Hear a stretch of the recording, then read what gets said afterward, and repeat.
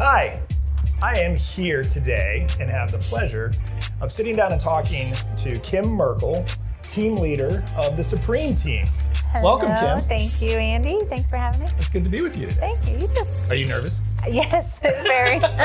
Don't be nervous. Okay. We're just going to have a chit chat. Okay. So, first question, very easy. How long have you been in the real estate business? 21 years. 21 years. Hard to believe. Yeah. So in your 21 years, have you experienced anything like the real estate market that we have just experienced? No, nowhere close, actually. It's been quite a challenge navigating through all of this newness and trying to make sense of it all. And yeah. So what do you think the biggest challenge was for someone like you, a veteran who's grown a successful team, has been consistently a top producer in your marketplace? What's been the biggest challenge of this real estate market that we've experienced? I think people, when you're in the business for a long time, people look at you as being able to figure it out, being able to find a way to make it happen. And in this market, we were at the mercy of, the same things that everybody else was with our buyers, and in particular is what I'm thinking about. The lack of inventory just posed so many challenges in having to find the right property, and once you did, get it for your client. So that's not anything that I've ever had to struggle with before. It's never been an issue. So, being a consistent top producer, how did you stay consistent in such a chaotic market?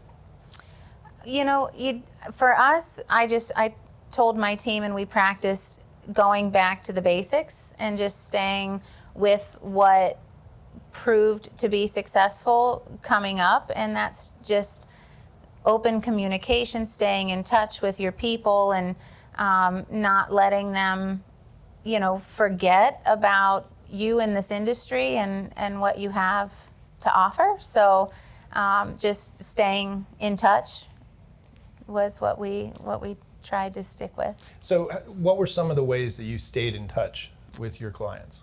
So anybody that we had sold properties to, we continuously reached out to just to check in with, make sure everything is good, see how they were navigating through the same craziness that we were experiencing.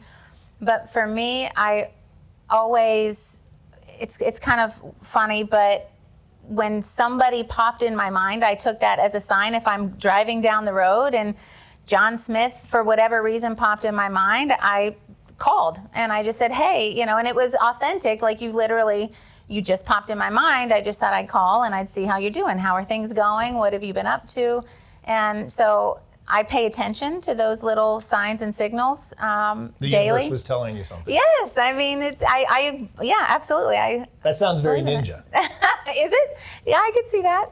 But in fact, I remember Peter Parnick saying something about that when I was in the ninja class, and it really resonated with me because I've always done that, and I was like, oh, okay, there's something to that.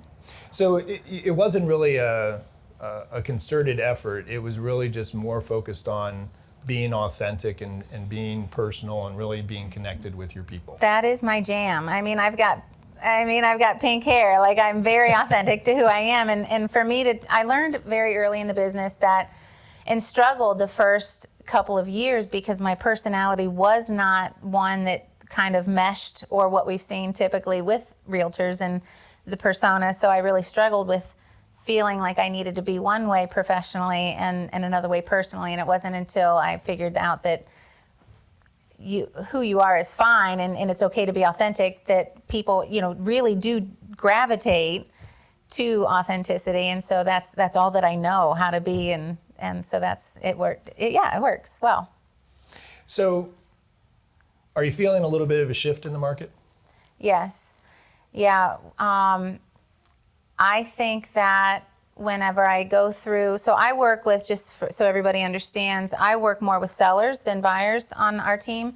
But as I kind of keep updated on what is being sold and closed, I'm noticing quite a difference in the amount over ask price. So we're not seeing the crazy over ask, 40, 50,000 over ask price. I'm also seeing that now where FHA, VA buyers, USDA buyers didn't have a shot, it seemed. It was either conventional or cash prior to things softening a little bit. I'm seeing that they have more of a chance now. I'm seeing more with my sellers accepting FHA buyers and being open to closing costs.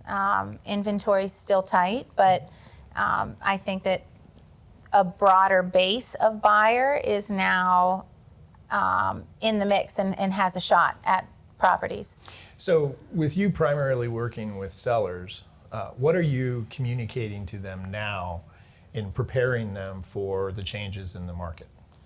So value has been a big challenge for me because and I talked to you about this last week actually, coming up with valuation. So we're using comps from a time frame even just 6 months ago where it was super inflated and crazy prices, because we're not seeing that now. I'm trying to, be true to what the valuation is coming in at, but explaining to my sellers that this is what we're seeing. We're not seeing 10 offers at a time in a multiple offer situation. So we're doing good if we have a multiple offer situation and just being 2, and that the timing is extended where it used to fly off the shelf prior to even putting a sign in the yard. In some cases we're seeing longer days on the market, just so that I'm setting the expectations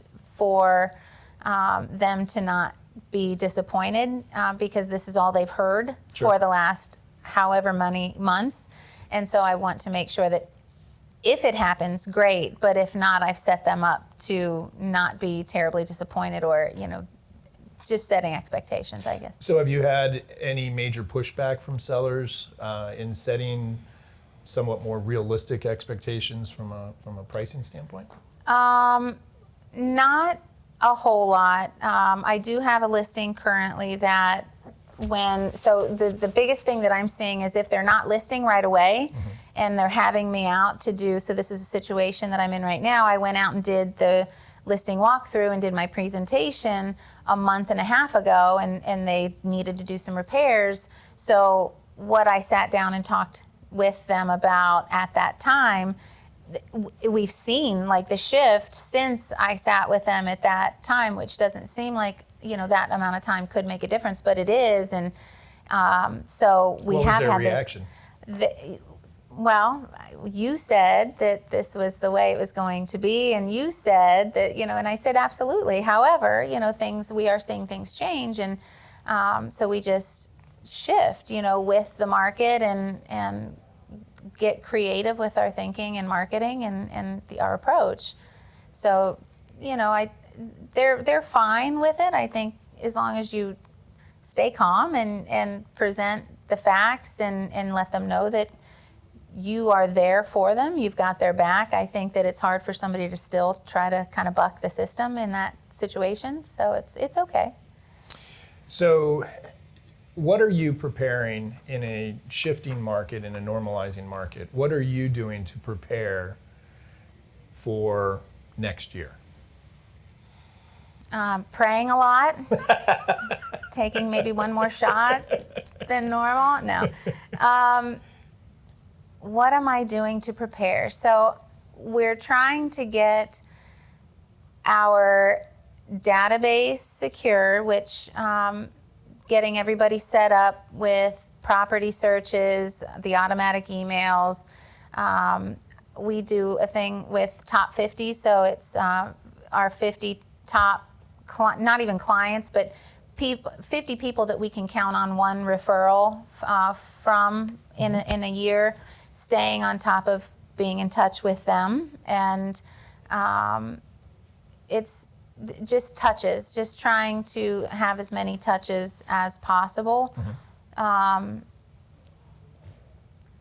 what are some of the touches that are important to your team's brand and your service delivery? Lolo's a big opportunity for us to make a touch with somebody and following up, because we get the notifications when somebody redeems. And for me, I only have maybe 175 people signed up for them, which compared to others, I don't know how that rates, but I have quite a few people that, like, my percentage of people that are cashing in on that and taking advantage seems like a lot. So it's a good opportunity for me to reach out and just see, I love getting the messages, the thank yous, and, when they respond once they get it. So that's just a good conversation starter to check in. We put stuff out on our social media about what's coming. So following up with our clients once they're sold. So is Lolo one of your favorite tools? Yeah. I was really excited when we had enough to open up the Worcester market, because I had been receiving things from Melissa before I joined Cutler, but it was always the Akron-Canton area. So to open up our area was pretty exciting. And I've talked to several business owners, when I've gone in to redeem, and they're equally as excited and pumped about being a part of it. It's gotten a lot of people into new businesses that had never experienced them before and are now repeating clients. And it's just exciting it's a small way that I can give back, but it's a good, people love to get things for free, right? They go in and get something and not have to pay a dime. So it's just, it's a good platform for me to be able to stay in touch and give, just to give. So it sounds like you really feel like Lolo is a way to really connect with your community. Absolutely. And we're such a small town where, nearly everybody knows everybody, it seems. And, it's just and gives you a good feeling to be able to help support a local business, especially, having gone through what everybody seems to be going through the last couple of years. So, it's been fun for me to keep up with both the clients receiving it and the business owners. That's great. Yeah. So shifting gears a little bit, looking towards next year, do you see any challenges that you're concerned about? And if so, what are you doing to prepare for them? So with the market, I feel it will be interesting to see how the how home values, what we're starting to see now affects values next year, or if it does at all. Inventory, with inventory being so short, I feel like we're going to probably, or not inventory being short, but interest rates going up, I feel like that's going to be an interesting challenge to get sellers to want to sell. Why would they sell if they're going into a higher interest rate? So they might be able to afford, or it might be more of a lateral move rather than an upgrade with interest rates going up. So will they choose to just stay put? They're just better off to stay put, and will that then affect inventory? So that is a concern. I guess the best way that we can try to help offset that is just to make sure that our people are educated with good options. What are some of the ways that you educate your clients?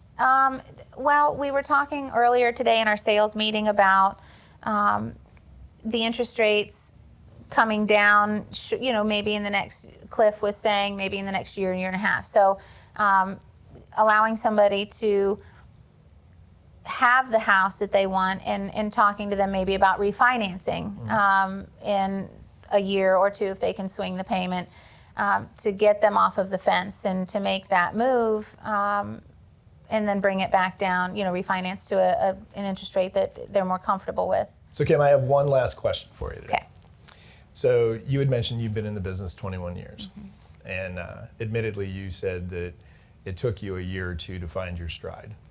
So for those realtors that got into the business during COVID over the last 2 or 3 years, what would be one piece of advice that you would give them to help them be successful in this shifting market?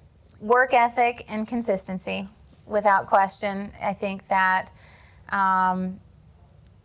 a lot of newer agents see some of the veteran agents that have good success and only see that side of it, and they don't realize how much goes into working the system and your clients and your database, and just the endless hours of just tireless work. It is a lot of work, and it's been a particular challenge for some on my team, that especially in this market when you're losing out on deal after deal after deal and breaking hearts over and over and over. So you're not only trying to manage expectations but emotions, and it's very draining. So you have to really kind of have very thick skin, which is not always easy for me either, because I do have a heart and I don't like to disappoint. So just staying consistent with the things that either, if you're on a team, what your team lead has provided, or, management, you guys have been a huge resource for suggestions and things to get through some of those times. But just to constantly work at it, you're gonna get out what you put in this business. So the more you do, the more you will, if you're building a solid foundation with your habits and your routines and always keeping your clients first and working tirelessly at it, it's going to work eventually. But sometimes it's hard to wait on that to happen. So, Well, thank you so much for your time Yes. today. I really appreciate you Yes. sitting down with me. no problem. I appreciate it. Thank you very much.